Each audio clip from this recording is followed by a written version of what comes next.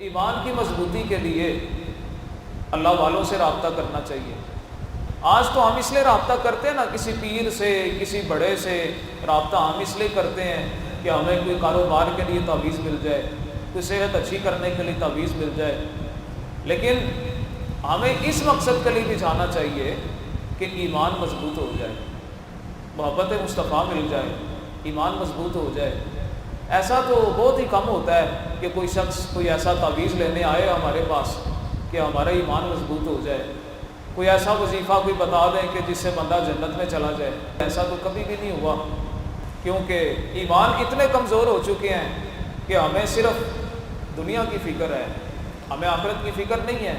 اور یہ نہیں پتہ یہ چند سال زندگی ہے، اور کیا پتہ کہ زندگی کب ختم ہو جائے، ابھی ختم ہو جائے، کچھ دیر بعد ہو جائے، چند سالوں بعد ہو جائے،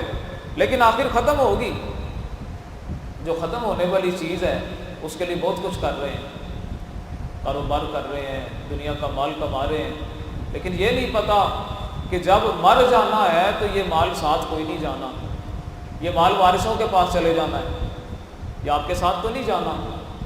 کوئی ایسا کوئی مالدار شخص ہمیں کوئی بتائے کہ جس کے ساتھ دنیا کا مال بھی چلا گیا ہو، کبھی بھی نہیں ایسا ہوا، اور نہ ہی ایسا ہوتا ہے۔